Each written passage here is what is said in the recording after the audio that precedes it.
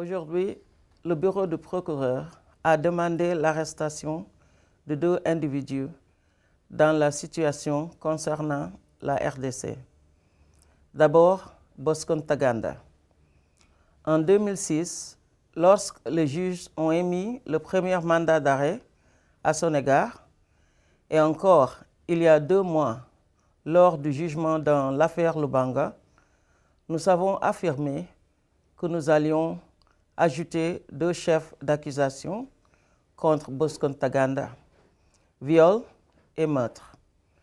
C'est ce que nous faisons aujourd'hui. Les victimes des crimes de Bosco Ntaganda, y compris les victimes des attaques des UPC,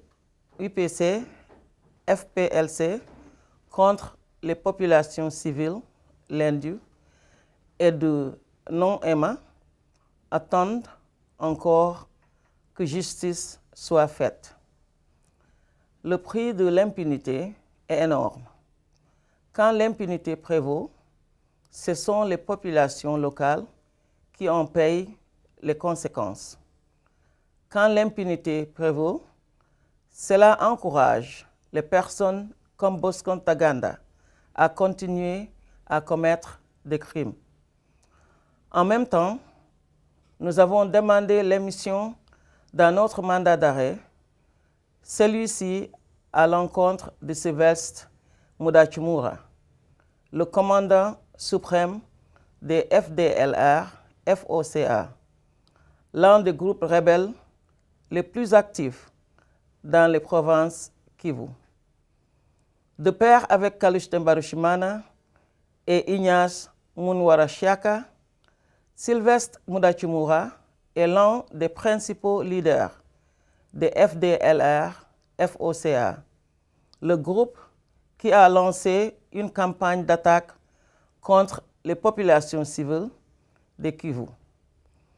Voilà trop longtemps que les femmes et les hommes de Kivu doivent survivre dans un climat de violence quotidienne, victimes de crimes commis par différents groupes.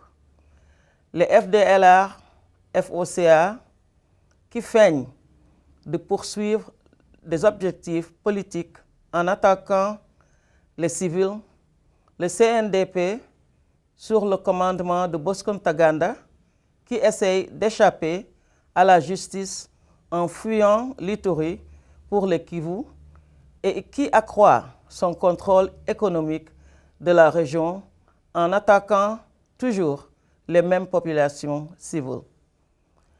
Les Kivu ne sont pas un butin de guerre à être partagé entre les FDLR, FOCA, le CNDP et d'autres. Les habitants de Kivu ont le droit de vivre en paix. Les crimes doivent être punis. L'impunité ne peut pas prévaloir. Cette requête publique pour l'émission de mandat d'arrêt peut contribuer à la démobilisation et ceux qui obéissent aux ordres de Ntaganda et de Mudachumura, ils peuvent eux-mêmes arrêter ces leaders et démobiliser les groupes rebelles.